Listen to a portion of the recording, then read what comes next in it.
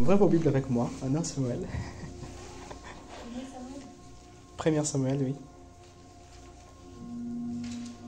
Chapitre 17.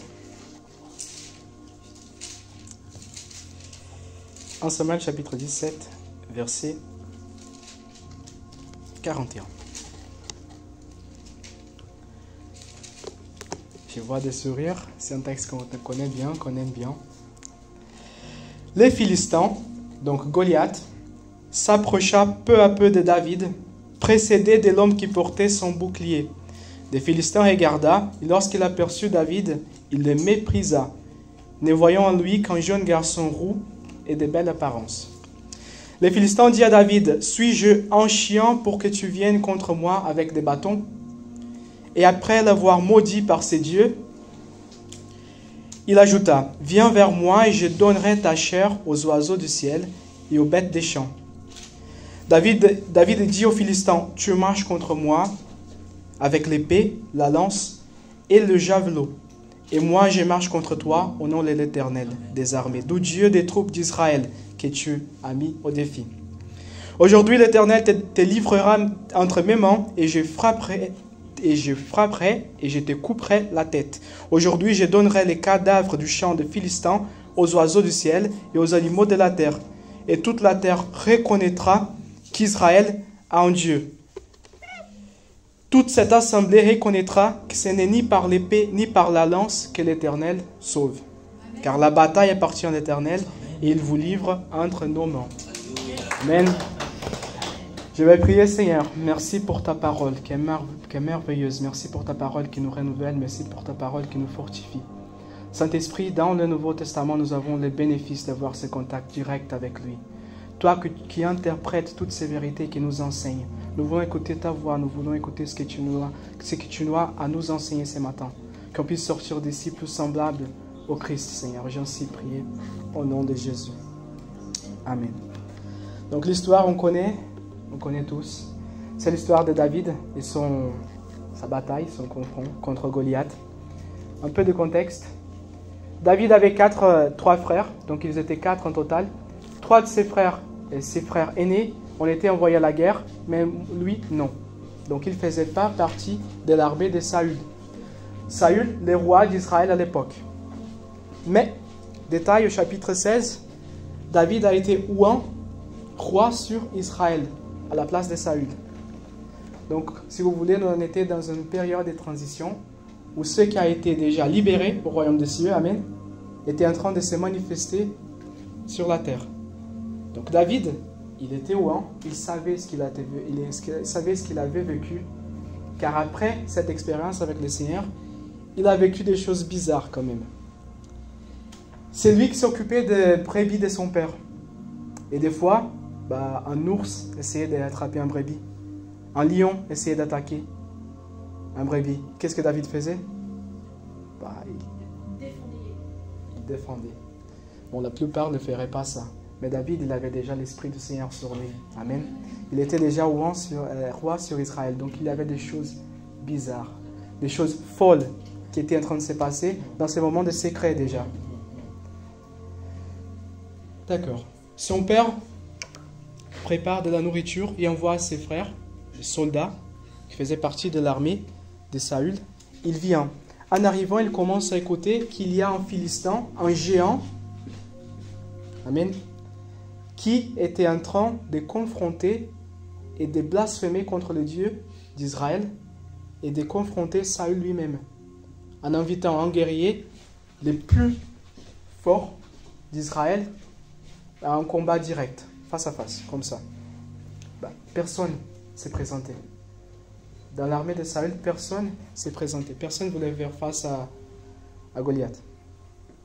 David, un jeune garçon, roux et de belle apparence, comme la Bible nous dit, se présente. Il dit, moi je vais le faire. Les soldats regardent, l'armée de Saül regarde, dit, c'est quoi ça? C'est de la folie. Saül lui-même regarde et dit, c'est quoi ça? C'est de la folie. Écoute, si tu veux aller, bon, essaie au moins de mettre mon armure. Protège-toi. David essaie. Il se soumet. C'est lui Il vient de prendre sa place, hein, de piquer sa place. Mais il se soumet quand même. Il se soumet, c'est lui, il l'écoute. Et en regardant David qui n'arrive même pas à bouger, à marcher avec son armure, Saül regarde et dit, alors vas-y, va de ta façon à toi. Tu as essayé, maintenant il a gagné les droits, l'autorité d'aller de sa façon à lui. Il décide d'aller. Bon, s'il a déjà été méprisé par l'armée de Saül, son frère Abinadab, son frère aîné, lui regarde et dit, je connais ton cœur, je connais pourquoi tu es là, je connais pourquoi tu veux faire ça. Ton cœur est malicieux. Tu veux voir la bataille, tu veux voir des morts. C'est ça qu'Abinadab a dit à David, juste avant la bataille. Donc s'il a été méprisé et pris en fou par l'armée de Saül elle-même, par son frère, par Saül des rois, aussi maintenant, donc par Goliath, le texte qu'on vient de lire, et l'armée des Philistins aussi. De la folie aux yeux des hommes, de la sagesse de Dieu. Sagesse aux yeux de Dieu. Amen. Ça, c'est le thème de mon message ce matin. Folie aux yeux des hommes, sagesse de Dieu. Amen. C'était folie aux yeux des hommes, car on ne comprenait pas comment quelqu'un peut rentrer dans une bataille sans une épée, une lance et un bouclier. C'est la façon de vaincre une bataille aux yeux des hommes, selon la sagesse humaine. Mais David, il avait déjà vécu quelque chose de très bizarre contre l'ours et contre le lion. Donc il savait, il acceptait, il s'est laissé être aperçu comme un fou aux yeux des hommes, comme de la folie aux yeux des hommes, pour être vu comme sage devant Dieu. Amen.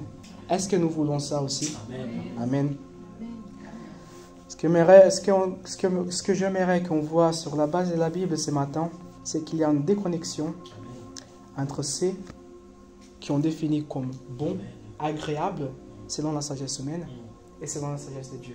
Très souvent, il y a une déconnexion entre les deux côtés. Il y a aussi une source de cette déconnexion. On va aller chercher ça dans la Bible pour voir comment Jésus a changé ça. Amen. Et pour qu'on puisse réaliser quel privilège nous avons aujourd'hui. Et le plus important, nous ne sommes pas là pour nous remplir d'informations. Mais la gloire de la nouvelle alliance, c'est l'expérience directe avec Dieu. Amen. C'est ça qu'on veut. Donc qu'on puisse vivre ça, qu'on puisse le mettre en pratique. Amen. Donc regardez. 1 Corinthiens chapitre 1, verset 18.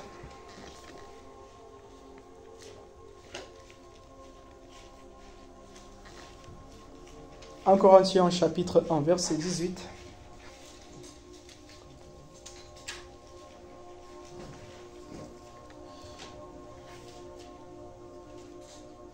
En Corinthiens 18.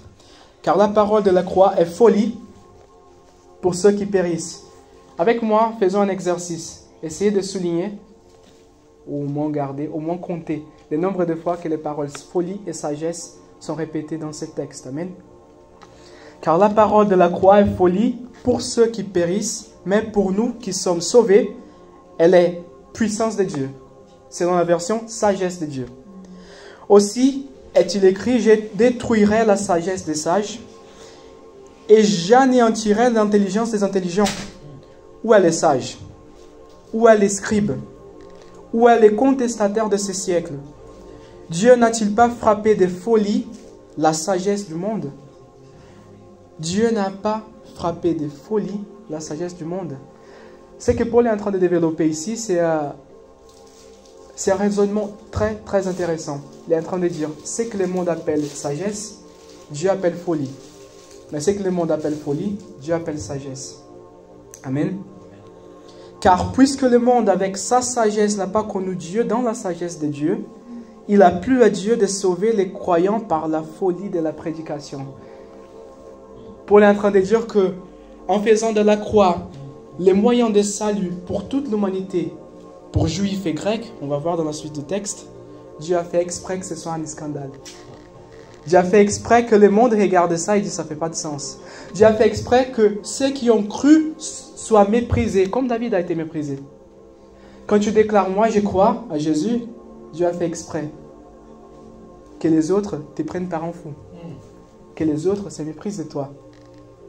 Laisse-moi te dire une chose ce matin. Si les autres te voient comme un fou, si tes actions semblent de la folie aux yeux des autres, vous êtes dans le bon chemin. Amen. Continuez. Amen. Continuez. Amen. Car ce que le monde appelle folie, Dieu a appelé sagesse. Amen. Donc, dans la suite, les Juifs demandent des miracles. Et les Grecs cherchent la sagesse. Nous prêchons Christ crucifié, et scandale pour les Juifs et folie pour les païens. Les Juifs attendaient un Messie. Ils avaient une idée de leur Messie déjà. C'était quelqu'un influent. C'était quelqu'un avec autorité. C'était un leader politique peut-être, mais militaire sûrement. Car ils étaient sûrs que leur Messie allait libérer Israël de l'oppression romaine. Donc ça allait commencer par ça. En Matthieu 16, nous avons une discussion très intéressante entre Jésus et ses disciples, plus précisément entre Jésus et Pierre. Jésus demande, les autres qui regardent notre ministère, ce que nous sommes en train de faire, qu'est-ce qu'ils disent à propos de moi? Qui suis-je selon eux? Et Pierre a répondu, quelques-uns disent que tu es Élie, quelques autres disent que tu es Jérémie, quelques autres disent encore que tu es Jean, les baptistes. D'accord, ok, beaucoup d'opinions. Et vous, qui êtes avec moi? Et vous, qui suis-je? C'est ça. Qui dites-vous que je suis? Et Pierre a répondu, toi, tu es le Fils de Dieu. Tu es le Fils de Dieu. Dans un autre évangile, ça c'est la version de Matthieu, je pense à Luc, il dit, tu es le Fils de l'homme. Il est en train de faire le lien entre Jésus et la figure glorieuse qu'on voit en Daniel 7. Une vision que Daniel a eue, le Fils de l'homme, ou dans l'hébreu original, le Fils de l'humanité, donc un homme qui monte jusqu'aux cieux et s'assoit sur une chaise à droite de Dieu, la position de plus haute autorité de tout l'univers, un homme.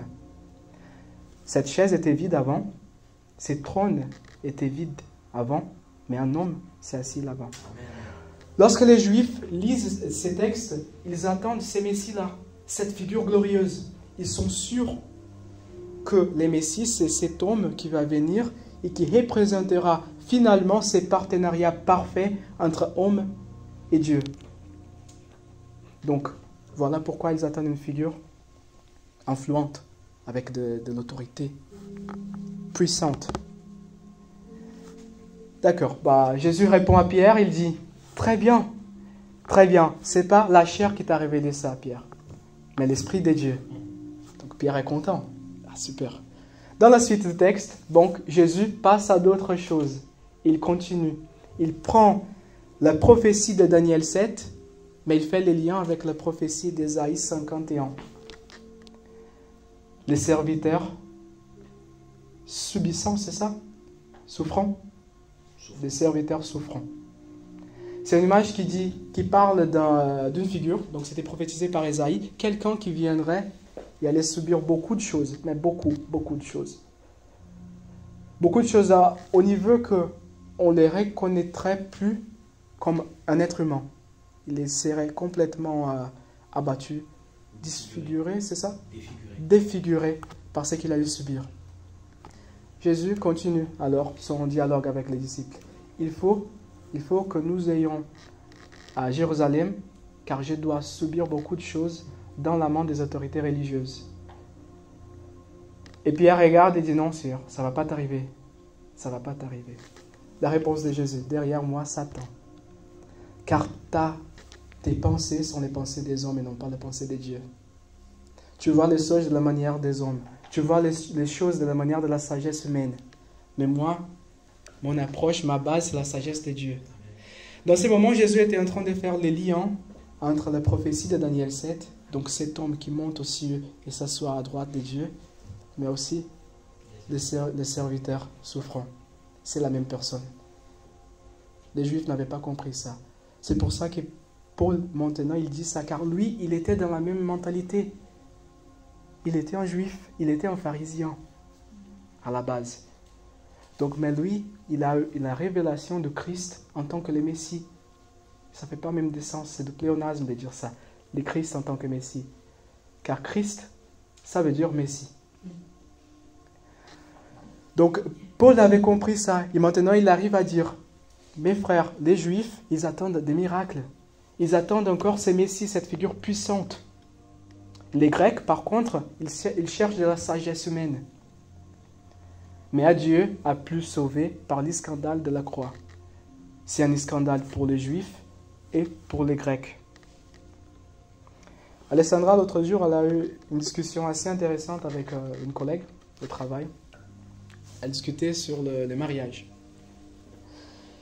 Et cette personne, elle est venue avec des concepts, des idées déjà formées sur ce qu'est le mariage, comment un mariage doit être donc construit, quelle est la base d'un mariage. Donc voilà, une personne, je me charge donc je cherche ma joie dans l'autre, et l'autre va chercher sa joie en moi, on se complète.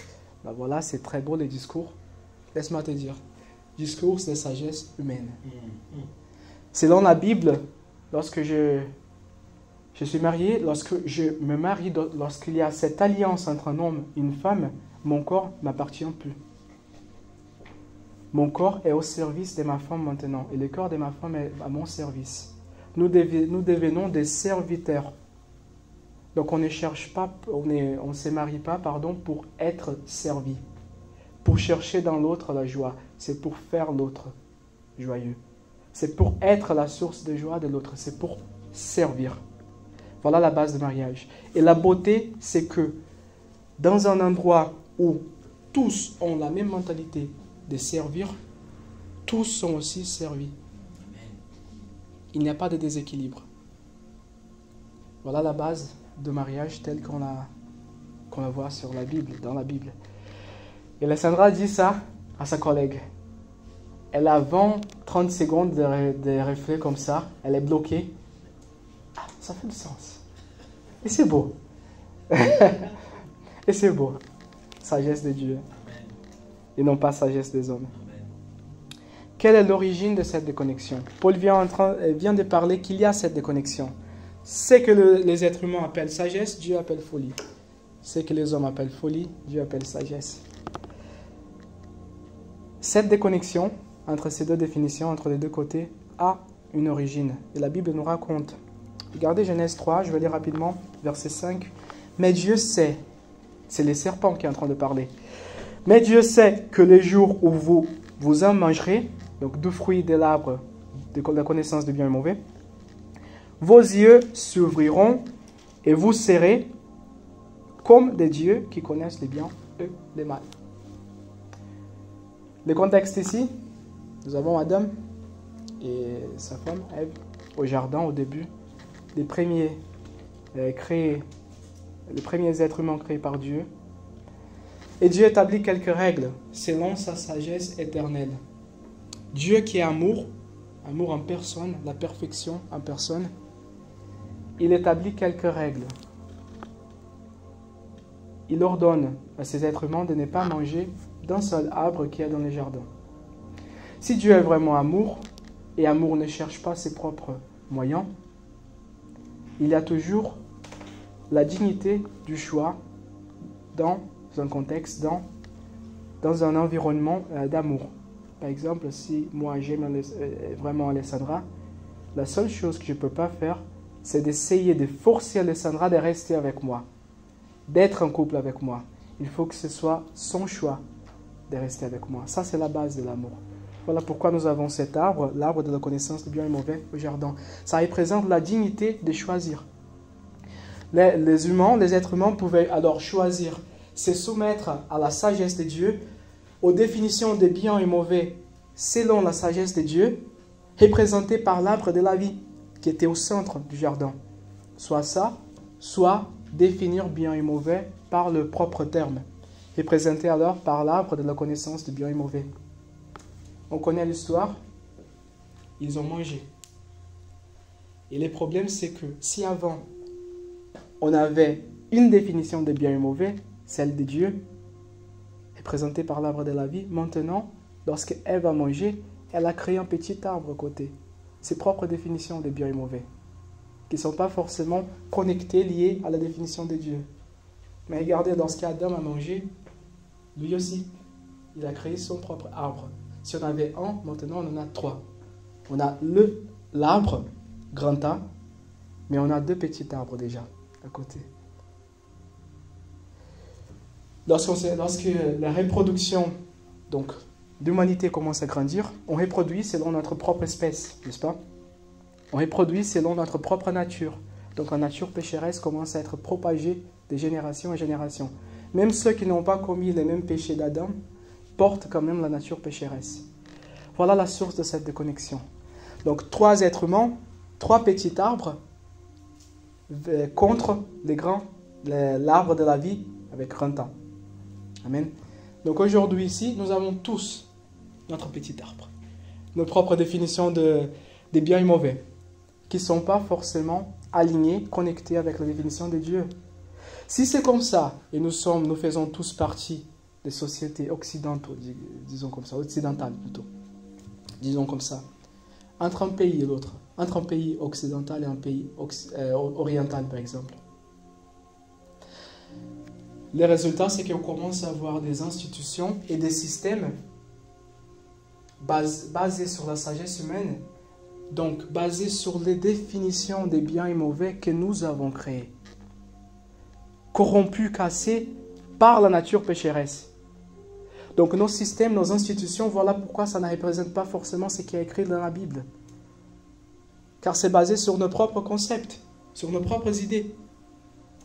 Et ça, des fois, crée des systèmes qui semblent justes aux yeux des hommes, mais pas forcément aux yeux de Dieu.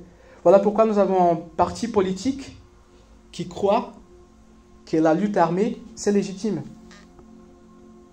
Pour eux, selon leur petit arbre, c'est légitime, c'est bien.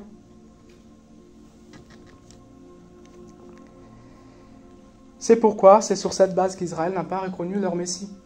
Ils avaient déjà des idées formées sur les caractères, l'autorité, la puissance, l'influence de ces Messies. Lorsqu'ils regardent Jésus, ils ne cochent pas les cases. Ça ne correspond pas. Donc ça ne peut pas être lui. En fait, Jésus, en prêchant ce qu'il est en train de prêcher, en disant ce qu'il est en train de dire, il est en train de ralentir la venue du Messie. C'est pourquoi les autorités religieuses, c'est pourquoi en Jérusalem, nous voyons des pharisiens qui font de ça leur priorité. Arrêter Jésus, c'est la priorité. Car on doit l'arrêter, car il est en train de retarder la venue du Messie. Donc il faut résoudre ces problèmes. Il faut les résoudre. Plusieurs exemples dans l'Ancien Testament, comme celui d'Israël, que ça semblait de la folie aux yeux des hommes, mais c'était de la sagesse de Dieu. Les Shabbats. Vous connaissez le Shabbat? Vous savez qu'est-ce que c'est le Shabbat? C'est qui c'est le Shabbat? Plus ou moins? C'est qui? Shabbat. C'est qui c'est? C'est que c'est. Non, pardon, c'est juste entendu. D'accord. Vous savez ce que c'est le Shabbat? Non, non. C'est le sabbat. Oui, voilà. C'est le sabbat. Voilà. Donc en français, c'est ça. Désolé, je ne connaissais pas le terme en français. Ouais. Donc les sabbats, c'était un point très important de la loi. C'était un commandement qui se trouvait dans la loi de Moïse. Au 7e jour, comme Dieu a reposé après la fin de sa création, et Israël aussi était censé de se reposer. Okay? Et ça, c'est un acte prophétique. C'est un acte prophétique qui disait: je travaille pendant 6 jours, je m'arrête le 7e jour, car ma provision ne vient pas de mes mains. C'est un acte de reconnaissance. Malgré le fait que je travaille 6 jours, je m'arrête, un acte de reconnaissance que ma provision, c'est Dieu. Ça vient de Dieu. À travers l'histoire de l'humanité, à cause de cette tradition, les Juifs, ils ont été beaucoup persécutés. Dans l'Allemagne naziste, par exemple, on se trouve autour des années 1938. Donc l'Allemagne vient de sortir de la défaite de la Première Guerre. ils sont en train de travailler. La société, s'il y avait une chose que tous les éléments étaient d'accord, c'est qu'il fallait travailler pour reconstruire la nation. La nation était cassée. Donc l'économie cassée, socialement cassée, c'était vraiment mauvais la situation. Donc il fallait travailler. Sauf qu'une bonne partie de cette population était formée par des juifs qui ne travaillaient pas au 7e jour. Vous connaissez le reste de l'histoire. Ça, c'est juste un des arguments qui ont été utilisés pour justifier la persécution contre les Juifs à l'époque. C'était pareil, le Pharaon aussi. Exode chapitre 5. Si vous prenez le discours de Pharaon en Exode chapitre 5 et vous prenez un discours de Hitler et vous les mettez côte à côte, Hitler, et vous les mettez côte à côte comme ça, pour les comparer, vous allez être étonné. La similarité entre les deux, je l'ai fait. J'ai pris un discours de Hitler et un discours de Pharaon, en Exode 5, et c'est les mêmes mots. C'est la même chose. C'est la même chose. Donc aussi, voilà, cet acte qui c'était censé de représenter cette confiance envers Dieu. Dieu est ma provision. Je travaille, mais c'est pas les fruits de mon travail. C'est la même chose que nous faisons avec nos offrandes, avec la dîme. Nous leur donnons un acte de reconnaissance. Je travaille, j'ai le salaire. Mais je sais que ce travail, ça vient de Dieu. Je sais que je peux travailler, je suis en bonne santé pour travailler à cause de Dieu. C'est Dieu, ça vient de Dieu. Je sais que j'ai de la paix. Je vis dans une société qui vit en paix en ce moment. Il n'y a pas de guerre. Donc j'ai mon travail, j'ai mon boulot à cause de Dieu. Donc tout ça, lorsqu'on donne notre offrande, c'est un acte de reconnaissance. Et pour Israël, c'était le Shabbat. Genèse 26, nous avons notre exemple, Isaac, il reçoit une parole de Dieu qui dit « Reste dans la terre de sécheresse ». Dans cette période, Canaan était en train de vivre une période de sécheresse très très sévère. Dieu dit à Isaac « Reste dans la terre de sécheresse et vous serez prospères. Vous allez prospérer. » Terre de sécheresse et prospérité. Ça ne fait pas de sens. Folie aux yeux des hommes, sagesse de Dieu. Amen. Moïse a été envoyé pour libérer une nation d'esclaves, une petite nation. Dieu est en train de choisir cette nation-là pour être ses représentants. Il veut être représenté pas seulement par une petite nation, mais une nation d'ex-esclaves. Ça ne fait pas de sens. C'est le Dieu tout-puissant qui est en train de choisir une nation d'ex-esclaves pour être ses représentants pour toutes les autres nations. L'Égypte, la nation la plus puissante de l'histoire, incluse. Est-ce qu'on doit être toujours le plus préparé, toujours le plus talentueux pour représenter Dieu? Non. Ah, mais je suis pas le meilleur, je suis pas celui qui arrive bien à exprimer au sein de mon travail, je me sens limité, au sein de ma famille, je sens qu'il ne m'écoute pas vraiment. Tu coches toutes les cases pour être utilisé par Dieu. Amen. Amen. Abraham, il a reçu une promesse. Lorsqu'il a reçu cette promesse, Dieu a changé son nom. Il a dit maintenant, tu ne t'appelles plus Abraham. Ton nom maintenant, c'est Abraham, qui ça veut dire en hébreu, Père des nations. Donc c'est un homme de 80 ans, plus de 80 ans déjà. Il a vu l'accomplissement de cette promesse. Il avait plus de 100 ans. Lorsque quelqu'un posait la question, tu t'appelles comment? Il disait Père des nations. À 80 ans, Père des nations, il n'avait pas même un fils. C'est sûr qu'on s'est moqué de lui. C'est sûr. Folie aux yeux des hommes, sagesse de Dieu. Car il a vu l'accomplissement de cette promesse plus de 20 ans après, avec la naissance d'Isaac. Il a eu un seul fils. Est-ce qu'il est devenu Père des nations? Pas encore. Mais Paul prend cette promesse, il l'interprète à la lumière de l'Évangile, en Romains chapitre 4. Il a dit, la descendance d'Abraham, ce n'est pas seulement la descendance qui est venue d'Isaac, la descendance sanguine, c'est ça? Sanguine. La descendance sanguine. Ce n'est pas seulement ça. Ceux qui sont des fils d'Abraham, c'est ceux qui ont eux la même foi qu'Abraham a eu. Abraham a été déclaré juste devant Dieu avant la loi. C'était par des actes. C'était pas par des actes, pardon. C'était avant la loi. La Bible dit, Abraham a cru et comme ça, il a été déclaré juste devant Dieu. Donc ceux qui ont cru et ont été déclarés juste devant Dieu, Amen, nous sommes la descendance d'Abraham. Amen. Donc voilà l'accomplissement de la promesse. Père des nations, Père des nations.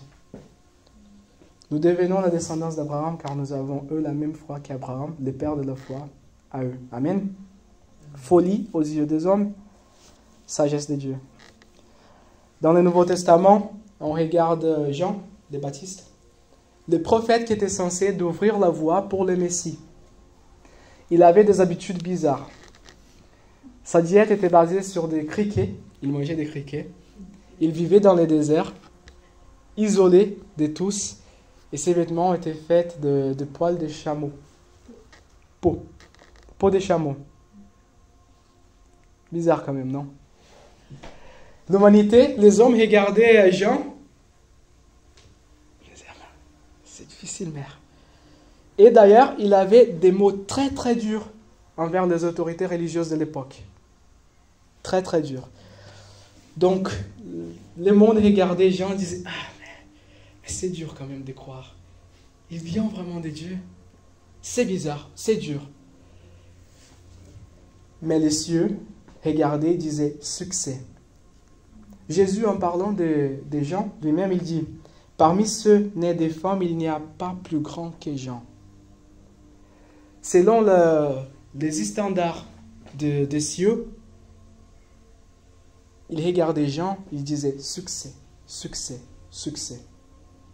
S'il faut regarder un fils de l'homme, un fils né de femme, sur la terre, donc si on met à côté l'évangile, car dans la suite du texte, Jésus va faire les liens avec l'évangile, avec ce qu'il est en train de faire. Mais même les plus petits dans les royaumes des cieux est plus grand que Jean. Donc, sur la base de la sagesse humaine, ce que Dieu considère sage, bien, approuvé, c'est le standard des gens. La diète des criquets, non. Ce qui venait de son cœur, le message qu'il portait, comment il vivait, où étaient ses priorités.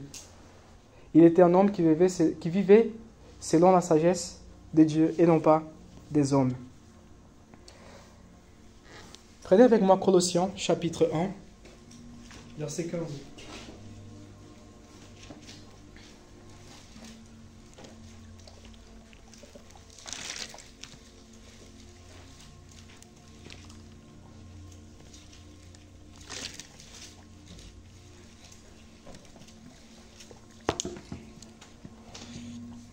C'est un spoiler pour notre étude biblique, mercredi soir.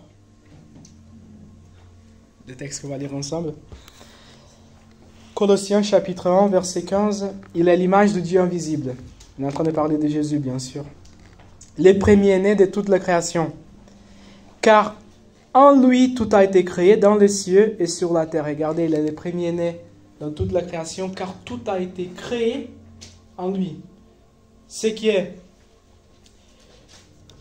sur la terre et dans les cieux. Amen. Ce qui est visible et ce qui est invisible. Tout a été créé par lui. Trône, souveraineté, principauté et pouvoir. Merci. Tout a été créé par lui et pour lui. Il est avant toute chose. Et tout subsiste en lui. Il est la tête du corps de l'Église. Il est le commencement. Il est le premier-né d'entre les morts. À chaque fois que vous avez la répétition d'un mot comme ça dans un texte biblique, l'auteur est en train de renforcer quelque chose. Il est en train de passer un message. Donc il était le premier-né de toute la création. Amen. Mais la Bible dit aussi qu'il est le premier-né d'entre les morts, afin d'être en tous les premiers. Donc tout a été créé en lui et par lui, mais en lui aussi, il est aussi le premier-né d'entre les morts. Si tout a été créé en lui, si tout ce qui existe trouve en lui la vie, tout ce qui était mort va trouver en lui aussi la vie. Amen. Et si la Bible dit qu'il est le premier-né, ça veut dire qu'il n'est pas le fils unique, n'est-ce pas? Sinon, on n'a pas besoin de spécifier.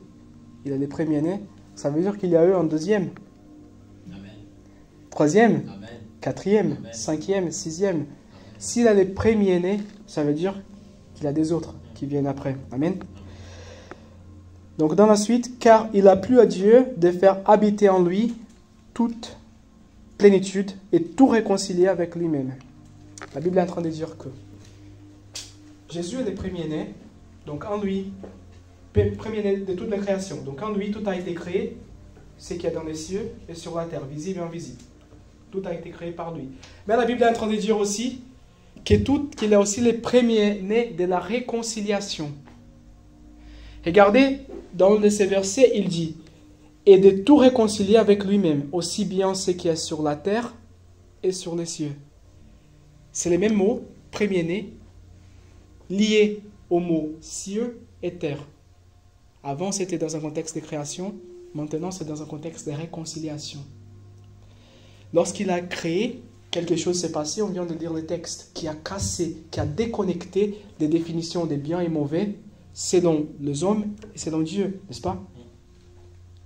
La Bible est en train de dire que Jésus, il a réconcilié ça. Par quel moyen? En faisant la paix par lui, par le sang de sa croix. Voilà la gloire de la croix. La gloire de la croix, pardon. Ce qui a été cassé au début, les définitions, la connexion entre bon et mauvais selon la sagesse des hommes et Dieu, qui a été cassé, peut être réconcilié aujourd'hui. Jésus l'a fait. Il a libéré quelque chose. Paul ne rentre pas en détail dans ce texte-là. Mais regardez, prenez avec moi 1 Corinthiens chapitre 2, verset 7. Là, j'avance vers la fin.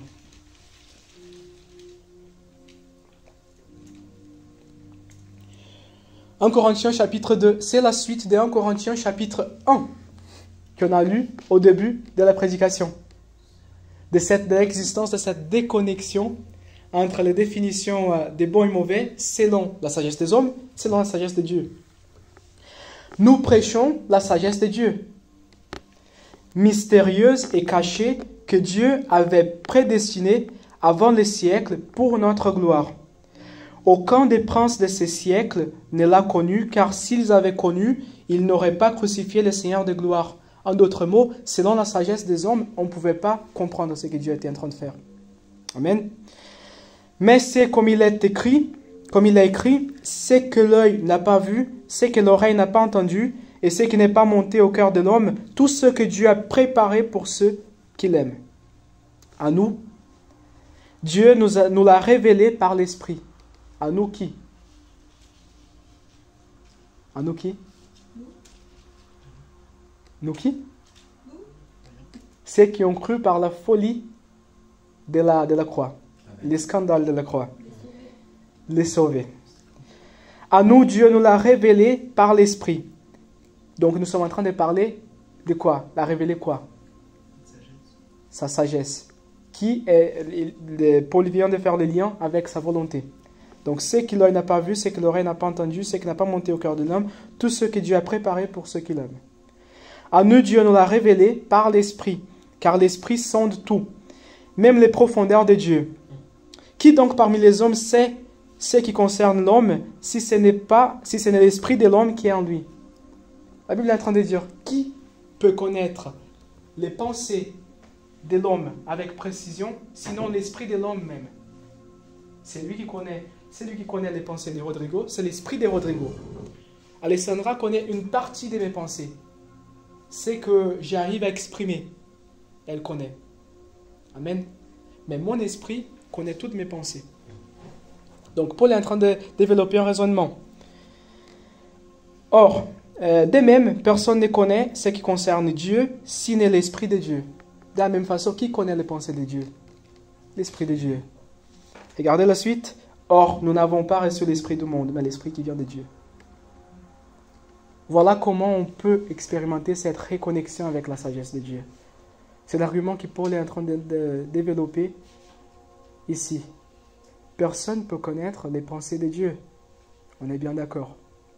L'Esprit de Dieu peut connaître. Et la gloire de la nouvelle alliance, c'est que nous l'avons reçue. Amen. Continuons. Or, nous n'avons pas reçu l'Esprit du monde, mais l'Esprit qui vient de Dieu, afin de... Préposition de finalité. Savoir ce que Dieu nous a donné par grâce. Afin de quoi?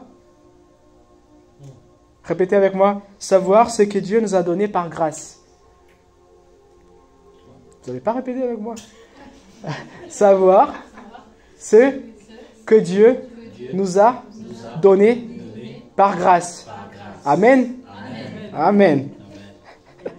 Et nous en parlons. Donc, de ces choses, nous en parlons. Non avec des discours qui enseignent la sagesse humaine. Non. Mais avec ceux qui enseignent l'esprit. En expliquant les réalités spirituelles à des hommes spirituels. Mais l'homme naturel ne reçoit pas les choses de l'esprit, car elles sont une folie pour lui. Quand vous prêchez l'évangile à quelqu'un et cette personne se moque de toi, t'inquiète. Elle n'a pas encore compris. Car ça ne se comprend pas de manière naturelle. L'esprit de l'homme ne peut pas saisir les réalités spirituelles. Il doit forcément avoir un travail de l'Esprit de Dieu derrière pour révéler ces choses. Amen. On continue à s'aimer. On continue à s'aimer. Et lorsqu'on trouvera la bonne terre, Amen. Mais est-ce que nous sommes prêts de continuer à poser des semences même quand la terre n'est pas prête encore?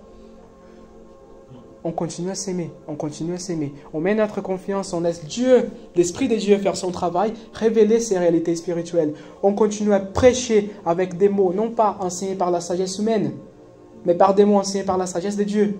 Amen. En interprétant des réalités spirituelles pour ceux qui sont spirituels. Car il y a celui qui parle, il est équipé de l'Esprit de Dieu. Mais celui qui entend aussi. Donc des fois, l'Esprit peut parler des choses à travers ma bouche que moi-même, je ne les comprends pas. Mais ça fait de sens pour vous. Je suis un vase, il peut faire ce qu'il veut. Il peut parler comme il veut. Il peut se servir de moi comme il veut. Marie, ce matin, elle a introduit le thème de message pendant la louange. Elle dit, Dieu peut vous ramener à faire des choses folles. Je dis, Amen. Folie aux yeux des hommes, sagesse de Dieu. Mais l'homme naturel ne reçoit pas les choses de l'Esprit de Dieu car elles sont une folie pour lui. Il ne peut les connaître parce que c'est spirituellement qu'on en juge. Donc ce qu'on entend de Dieu, on entend, on comprend au niveau de l'Esprit. L'homme spirituel, au contraire, juge de tout. Il n'est lui-même jugé par personne. En effet, qui a connu la pensée du Seigneur pour l'instruire? Il est en train de prendre un morceau d'un psaume dans l'Ancien Testament. Qui a connu la pensée de Dieu pour l'instruire? Regarde la réponse. On ne peut répondre que à la lumière de la gloire de la nouvelle alliance. Nous avons la pensée de Christ. Si nous avons l'Esprit de Dieu, nous avons les pensées de Dieu. Nous avons accès aux pensées de Dieu. Voilà comment notre petit arbre peut être grandi maintenant pour être un miroir, pour être une version de l'arbre de la vie. C'est pourquoi nous disons que Jésus, c'est ce chemin des retours vers les jardins. Car nous pouvons y revenir par lui et finalement se soumettre à l'arbre de la vie. Et finalement se mettre d'accord. Finalement que nos définitions des biens et mauvais, correctes, incorrectes, soient d'accord, soient alignées avec ce que dit Dieu. Ce qu'il nous a révélé par sa parole. Amen. J'aimerais qu'on puisse prier.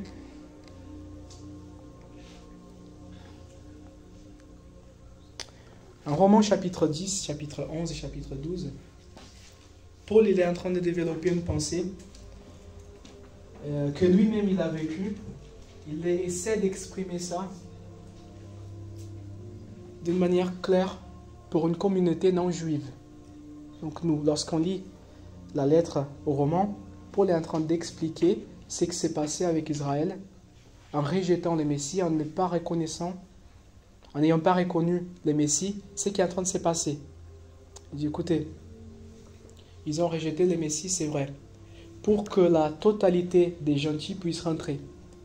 Mais après, il y aura un changement. Ceux qui sont vraiment l'Israël de Dieu vont être appelés aussi.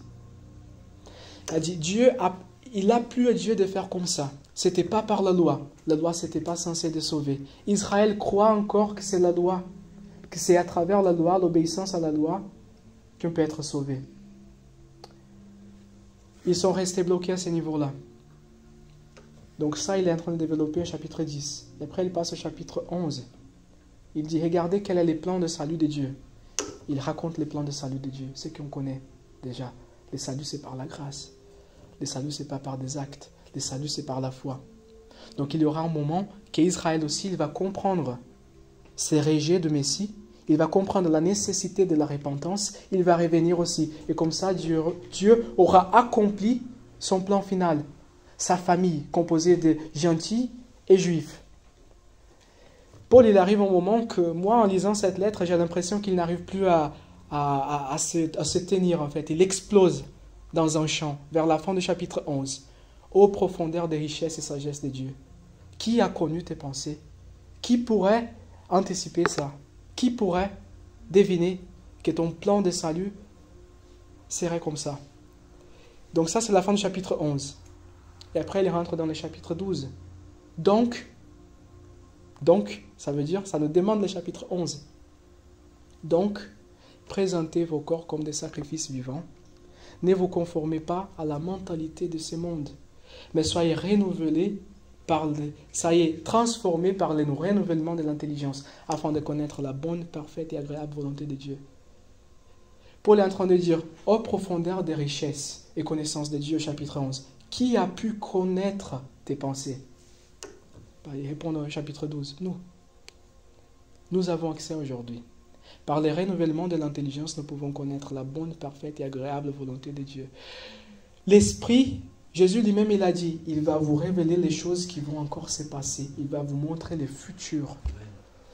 Aujourd'hui, l'Esprit peut t'appeler dans ta chambre à participer à quelque chose qu'il est en train de mettre en place pour d'ici 10 ans, d'ici 15 ans. Il peut te montrer un réveil qui va se produire en France d'ici 5 ans. Il t'invite à faire part aujourd'hui. Pourquoi? Car tu peux connaître les pensées de Dieu aujourd'hui. On peut s'aligner aux pensées de Dieu aujourd'hui. Nous n'avons pas reçu l'esprit du monde. Nous avons reçu l'esprit de Dieu qui connaît les pensées du cœur de Dieu et qui nous les révèle. Amen. Est-ce qu'on souhaite ça? Est-ce que nous voulons ça? Est-ce qu'on peut prier ensemble? Amen.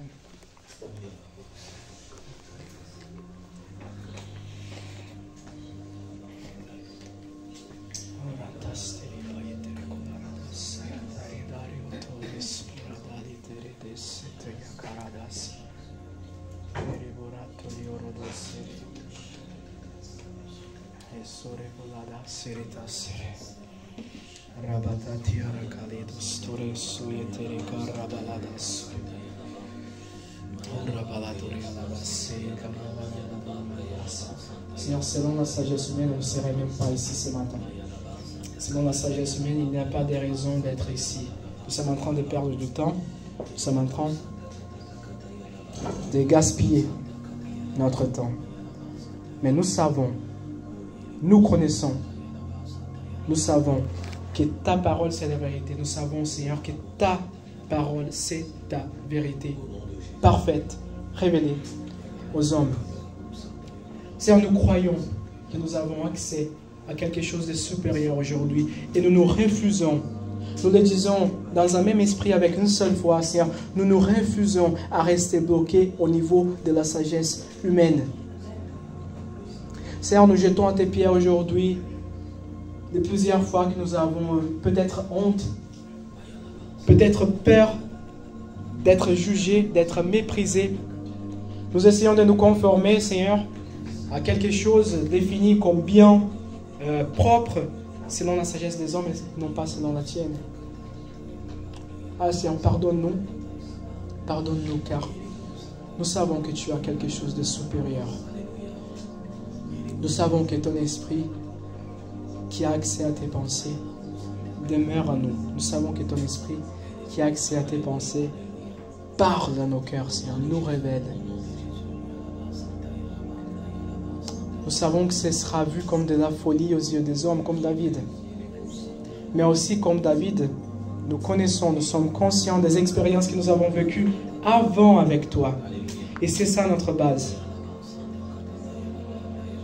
Seigneur, remplis-nous aujourd'hui de cet esprit de courage pour te représenter, de cet esprit de courage, de parler des choses, Seigneur. Non pas avec des mots enseignés par la sagesse humaine, comme dit des paroles, mais des mots enseignés par la sagesse de Dieu, une sagesse supérieure. Oh Seigneur, comme des vases utilisés par ton esprit, nous communiquons des vérités éternelles qui sont interprétées spirituellement. Nous voulons vivre ainsi, Seigneur. Nous voulons que ce soit notre base.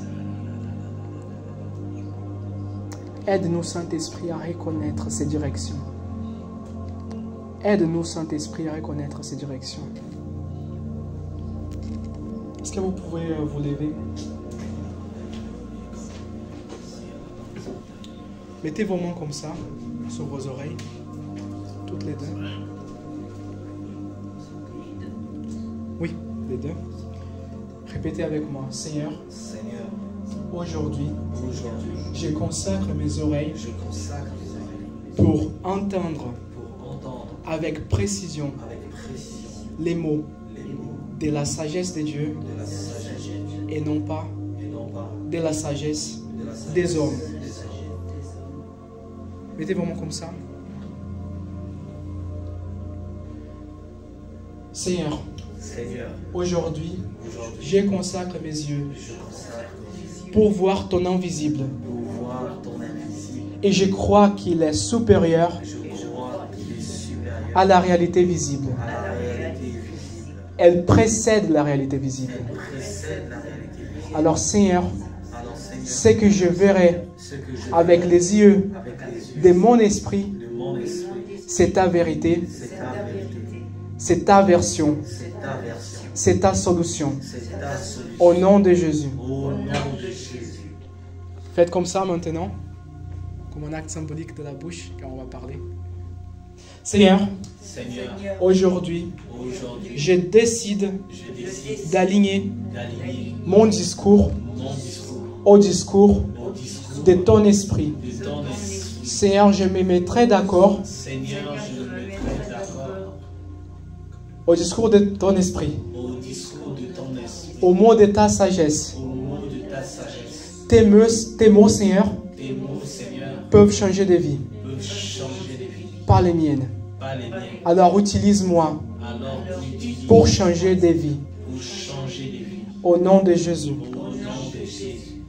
Amen. Est-ce qu'on peut applaudir le Seigneur?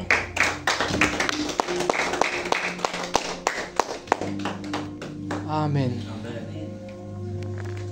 Essayons de mettre ça en pratique. Amen. La sagesse, ce n'est pas de l'information. Cumuler de l'information, ce n'est pas être sage. La sagesse, c'est savoir quoi faire avec cette information.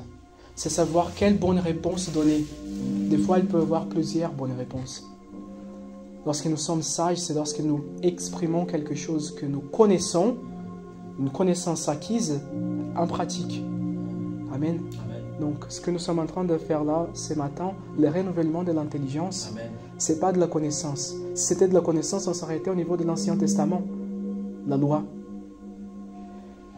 Le renouvellement de l'intelligence, c'est la pratique. Nous avons accès, par la parole et l'esprit, à cette pratique et ce contact direct avec Dieu. Amen. À vivre ça, à l'expérience. Que le Seigneur vous bénisse. Amen. Amen.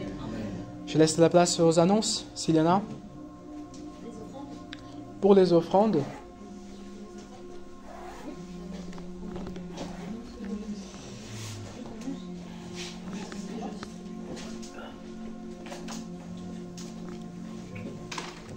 Merci. Bon, c'est le moment des offrandes.